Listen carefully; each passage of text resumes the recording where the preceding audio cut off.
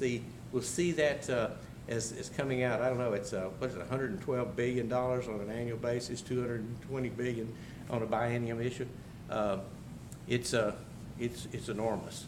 It's enormous. We managed to maintain a pretty good economic stabilization fund, and I serve with a lot of folks from other states, and our economic stabilization fund, or our rainy day fund, is bigger than most states' budget.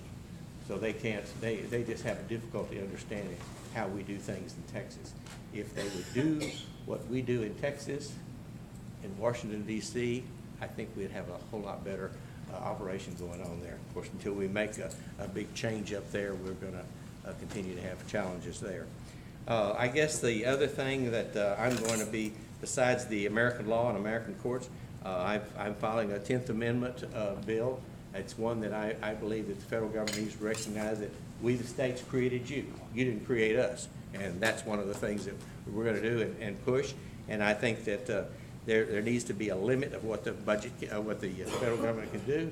Of course, with the current administration we have, they don't pay attention to the Constitution anyway. So that's goes back to what I was saying. That is the key of what we need to do. And that's all up to every one of us right here. We got to get out and vote. We had millions of conservative Christians did not go vote in the last election because they didn't like the candidate. It's kind of like, you know, at the RNC convention, I was talking to Rick Perry, and he's pushing Mr. Trump. And I told him, I said, well, you know, he wasn't my first choice. And he said, well, he wasn't my choice either. I was my first choice. So anyway, it's a shame that there's so many people out there that are very concerned about it. It's a little hypocritical for us to claim one problem with our candidate when, you know, I've played athletics all my life. I've been in the military, and Susan and I don't go to half the movies just because I can't handle the language. It's beyond what I want to do. And for anyone to stand up and criticize all of that when they're going to movies, and they've gone through the same thing, that's not the issue. The issue is that Supreme Court. We know that we have got to make changes. And there's a pretty good idea that there might be 3 new Supreme Court members. I don't want Hillary Clinton anywhere near selecting Supreme Court justices.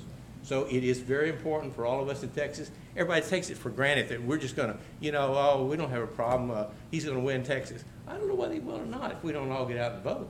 Because there's a lot of apathy. And then, too, I don't have to tell anybody in this room how ugly campaigns are.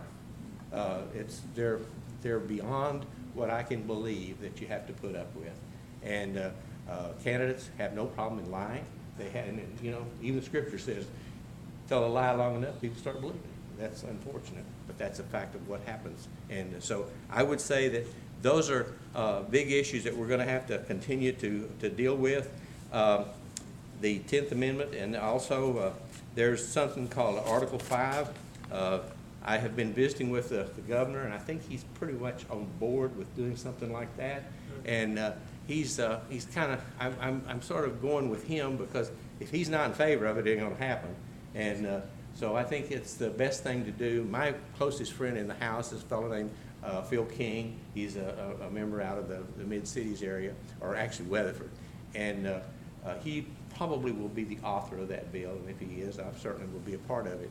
But that's a huge issue that we need to look into. I think we need to look at some of the issues. Of course, public education is always that great big gorilla in the room, along with the health care issues. Those will take a lot of time, and there'll be a lot of issues. As far as the vouchers, or what did you call it, Bob? Vouchers, homeschool. There's 22 different ways to say it, but my thoughts have always been, you know, most of the people that homeschool or go to charter schools, they do it because they don't want the long arm of the government telling them what to do. But if they're going to do it and we're going to give them money, they're going to have the same accountability as our public schools. It's only fair. That's the way we do things. If they don't want the money, they should be able to do what they want to do. That's kind of the bottom line is the way I see that. That'll be one of the big issues that we'll see. I think that from a local standpoint, I've been talking to the people in Hopkins County and Hunt County and here in Van Zandt County, and there's a bunch of issues that are important to them that they want. Are you getting ready to pull me off? Yes, you and Bob have had just about the same amount to do on the court opens. Okay, then I will be happy to answer questions that anyone wants to provide. Okay. But as you know, anytime we get an opportunity to visit with a group of people, we got plenty to say. Amen. Bob, won't you stand